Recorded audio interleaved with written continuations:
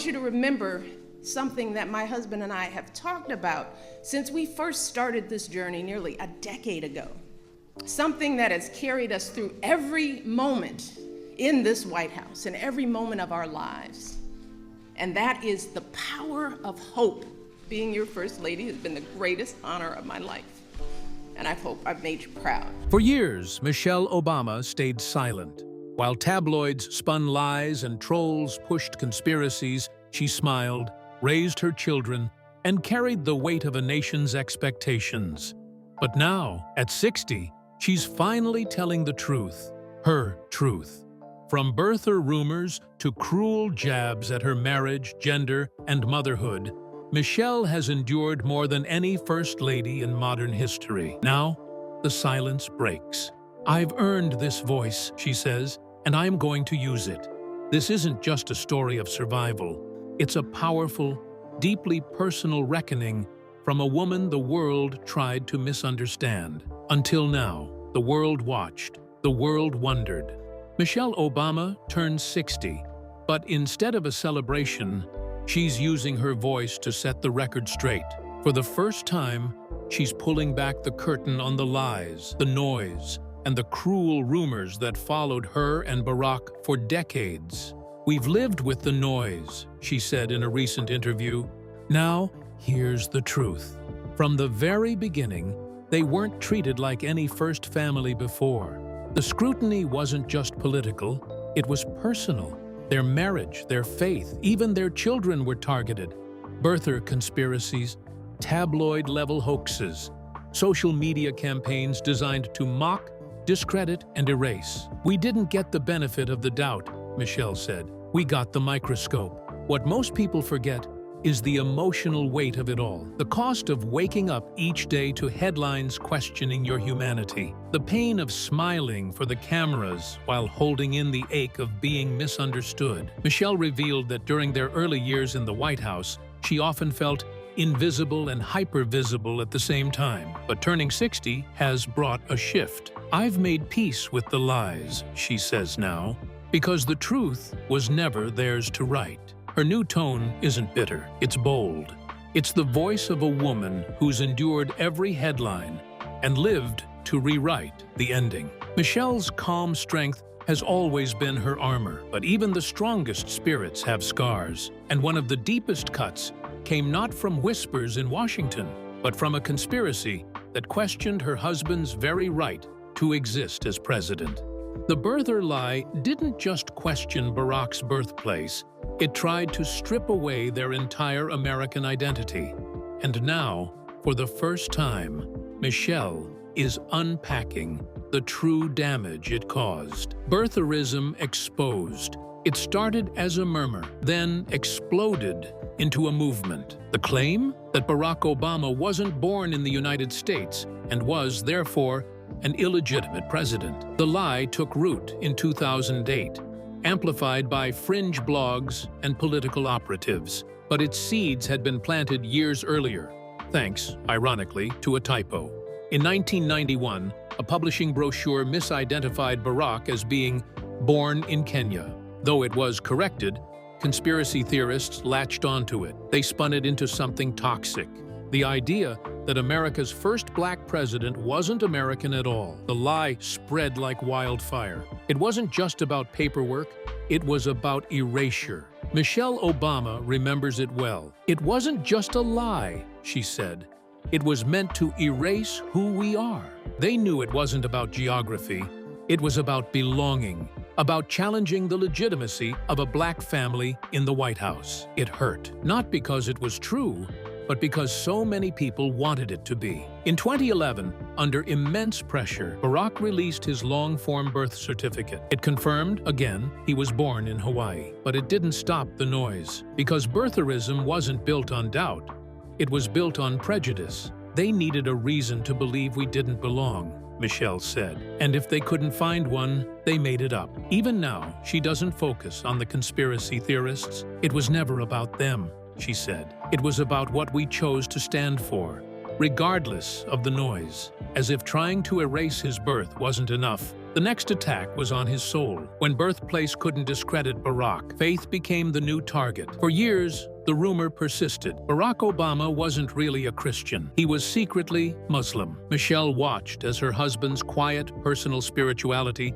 became political ammo, and the way people weaponized his name, his values, and his background was both cruel and calculated. False claims about religion.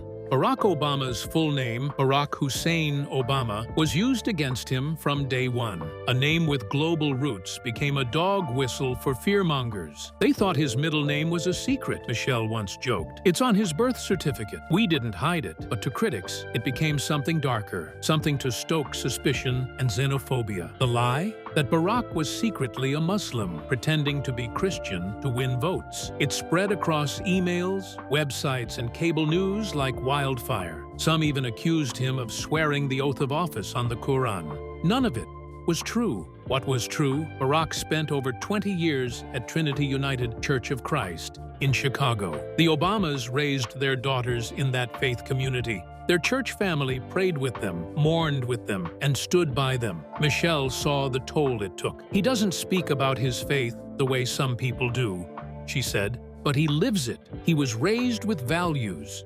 They just couldn't accept where he came from. For Barack, faith was private, rooted in action, not performance. Still, the accusations kept coming. They needed a reason to fear him, Michelle said. So, they made one. Through it all, Barack stayed grounded.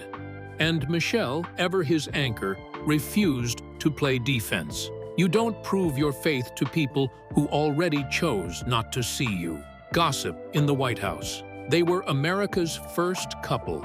But for years, Michelle and Barack Obama were treated like characters in a scandal novel. During their 8 years in the White House, headlines didn't just analyze their politics. They dissected their marriage. Rumors of staged affection, secret divorce filings, and even claims that their union was arranged for optics filled tabloid covers. Michelle never addressed the gossip directly until now. They didn't believe we could be real, she said in a recent interview, because they couldn't imagine a black couple in love at the highest level of power. Inside the White House, things weren't always easy. Long hours, political pressure, public scrutiny, but beneath it all was a partnership, one built on mutual respect and resilience. We've had fights, Michelle admitted. We've had silence, but never once have we lost sight of why we chose each other. Their public anniversary messages often went viral, not because they were flashy, but because they were intimate. A hand on a shoulder, a simple caption, words like, "You're still my rock." It wasn't performance, it was partnership on display. And that's exactly why people doubted it. Barack has always called Michelle his home, and she calls him her truth. When asked about the most painful rumor, Michelle smiled softly and said that we don't love each other. That's the one that hurt, because love is the only reason we survived it all. If people could question her marriage, they'd question anything. And the next lie went from cruel to downright vile. It wasn't just political. It was personal, invasive, and dehumanizing.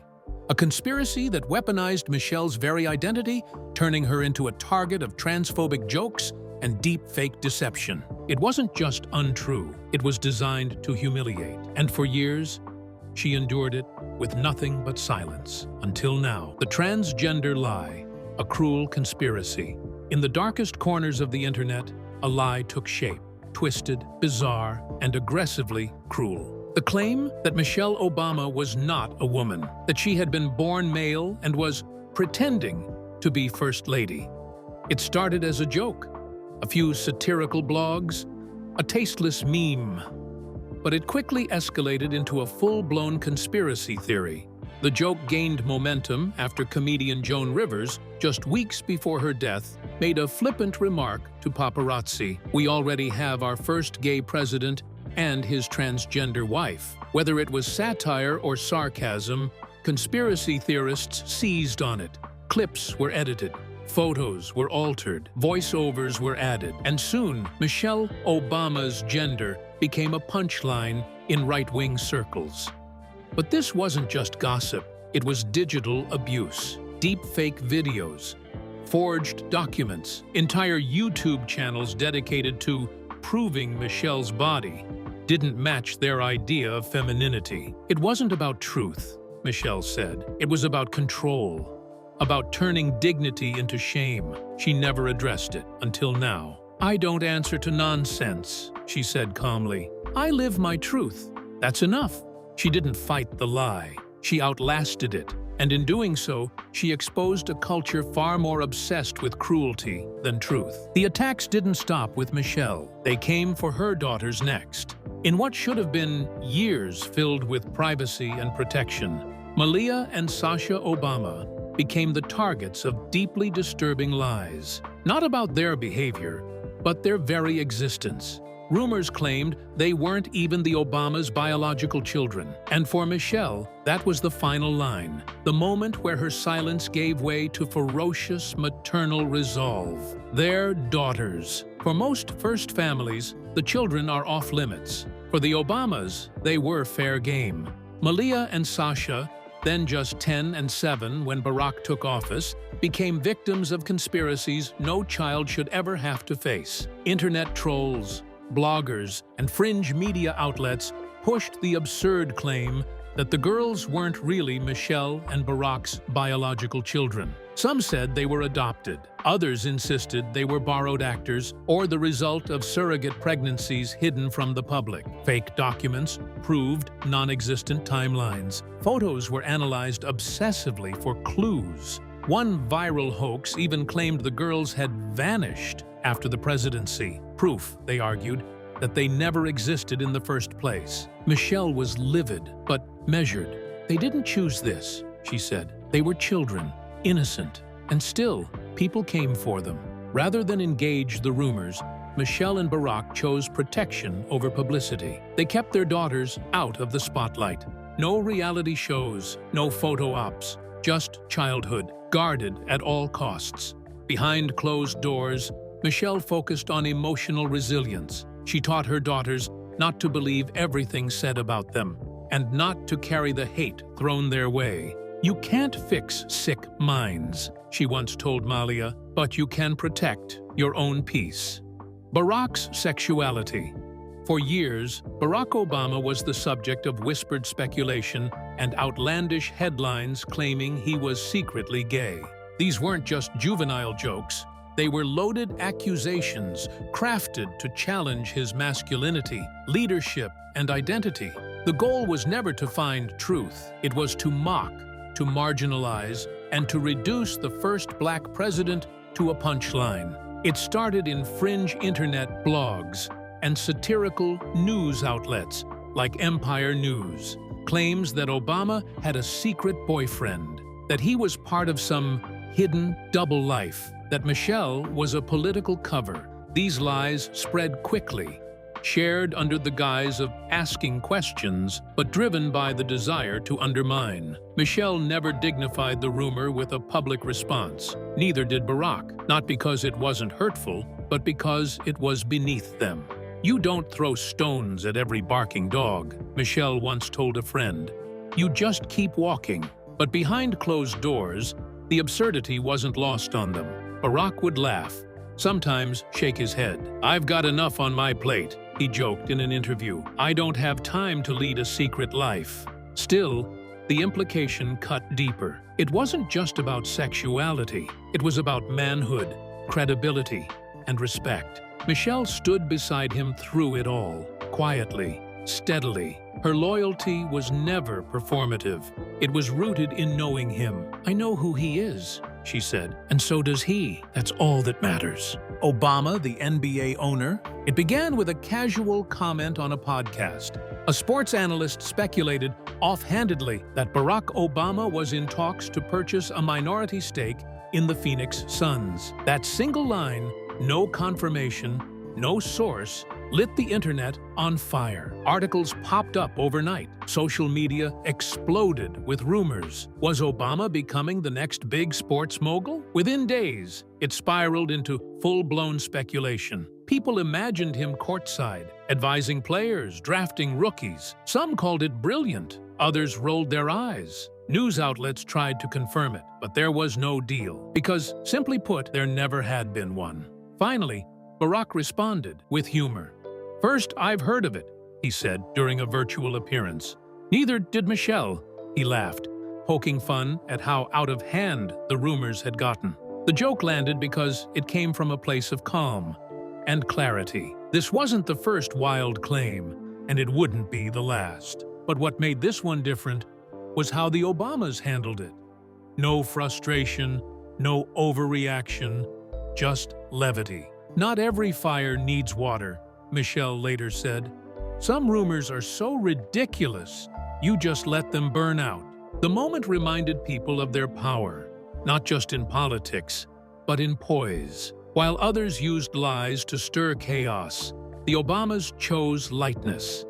And in doing so, they reminded the world of something important. Not all noise deserves your energy. Some rumors were harmless, some were hateful, but a few were deeply misleading because they twisted facts into false equivalency. The next battleground, the US-Mexico border. During Trump's presidency, images of children in cages sparked national outrage. His defenders pointed fingers at Obama. "He built the cages," they said. But as always, the truth was far more complicated. And this time, Michelle chose to break her silence, not with emotion, but with facts. Cages, compassion, and context. It was a photo that haunted America. Migrant children in metal enclosures, sleeping under foil blankets. As the Trump administration faced backlash for its family separation policies, one deflection kept resurfacing. Obama built the cages. It became a rallying cry for defenders of harsh border tactics. But was it true? The structures in question, chain-link holding areas, were constructed during the Obama years. That part was factual. But under Obama, their use was fundamentally different. Children were only separated in cases of trafficking or danger. Reunification was prioritized, and long-term detention was rare. Under Trump, it became policy. Children were taken from their parents at the border on purpose and held indefinitely. Michelle remained silent during the initial media storm, but in her recent interview, she finally addressed it. "Facts matter," she said, "but so does intent. Compassion isn't just what you do, it's why you do it." The emotional toll of those images hit her deeply. "We'd worked so hard to humanize policy," she reflected, "to build systems that held people accountable but didn't erase their dignity." Watching those cages fill with children, it felt like the unraveling of something sacred. Michelle didn't need to defend the past. The records spoke for themselves. What she wanted was clarity, and she delivered it with her trademark calm. "Truth," she said, "isn't a debate. It's just waiting for us to listen." For all the titles attached to her, First Lady, Attorney, Author, it's one word Michelle Obama holds above the rest: mother. Through all the noise, it was motherhood that grounded her, gave her strength, and kept her focused while the world dissected every detail of her life. She wasn't just raising two daughters, she was raising them in the harshest spotlight imaginable. From the moment Barack announced his run for president, Michelle knew everything would change. "I remember holding Malia's hand and thinking, she's never going to have a normal childhood again," Michelle once said, and she was right. School runs turned into security convoys. Birthday parties were vetted by Secret Service. Every teenage misstep was fodder for tabloid speculation. But through it all, Michelle made one thing non-negotiable: her daughter's mental health. "I couldn't protect them from everything," she said, "but I could protect how we talked about it." At home, she created a space free from politics. No mention of polls, no stress about approval ratings, just music, dinner, and normalcy. However fleeting, she also led by example, using public moments to quietly teach resilience. Her speeches, often soft in tone but firm in message, reminded people that grace is louder than gossip. It became a mantra not just for the nation, but for her daughters. And when asked recently what legacy she's proudest of, Michelle didn't hesitate: that they are whole, that they are kind, that they are still themselves. In the face of cruelty, she chose care. Against the backdrop of lies, she chose love. And now, as she steps into her 7th decade, Michelle Obama is no longer just surviving the storm. She's stepping out into clear skies. With her daughters grown and the world quieter, Michelle has finally found her own voice. Not as a first lady, not as a symbol, but as a woman finally free to speak. Turning the page at 60. Michelle Obama at 60 is not the same woman who entered the White House. She's sharper, softer, stronger, and most importantly, unapologetically herself. With her memoir, Becoming, she didn't just tell her story, she reclaimed it. The book became a global bestseller not because of fame, but because of honesty. It wasn't about being perfect, it was about being real. In recent years, Michelle's interviews have shifted from polished to personal. She speaks plainly now, calling out hypocrisy, but never losing her composure. "I've earned this voice," she said during a Netflix interview, "and I'm going to use it." Her conversations with Oprah, Ellen, and Trevor Noah reveal a woman reflective, but not regretful. She jokes more. She cries openly. She smiles without performance, and her message is clear. The storm has passed, and she is still standing. When asked if she'd ever run for office, Michelle laughed. "No, my soul wouldn't survive it. But what she is doing is more powerful. Mentoring, advocating, and creating space for others to rise. Her platform isn't politics. It's people. And as she told Barack on their latest anniversary, enjoy this peace we've built, because we earned every moment of it. But even peace has a cost." Michelle's journey wasn't just about outlasting gossip. It was about surviving a relentless campaign of dehumanization. For over a decade, she was misquoted, misrepresented, and misunderstood. Now, she's finally speaking the quiet truth, that behind the elegance and eloquence was a woman fighting to hold on to herself. And in the process, she discovered the kind of strength you can't teach. You can only live. The legacy of lies, what it cost them. Looking back, Michelle Obama doesn't sugarcoat it. "It was psychological warfare," she said, "not just for us, but for the people who looked up to us." The rumors weren't just noise. They were tools, designed to break confidence, to instill doubt, to make the Obamas question themselves, each other, and the very foundation of who they were. For 8 years, and even long after, they lived under siege. From their parenting to their patriotism, every action was dissected, criticized, and often distorted. But through it all, they never sold the truth. "We didn't just survive," Michelle reflected. "We outlasted the lies." Their post-White House life now feels like a quiet revolution. They live with intention, hosting intimate gatherings, mentoring young leaders, and prioritizing joy. Barack writes, Michelle paints. They hike, they dance, they laugh without caution. It's not about proving anything anymore. It's about living fully, and through it all, their love has endured.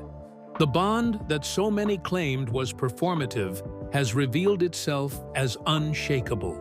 "It didn't break us," Michelle said. "It made us clearer about who we are and what matters." Now, as Michelle Obama closes one chapter and begins another, she's doing so with her head high and her truth intact. She's not here to respond to every rumor anymore. She's here to rewrite the story, not just for herself, but for every woman who's been doubted, dismissed, or misunderstood.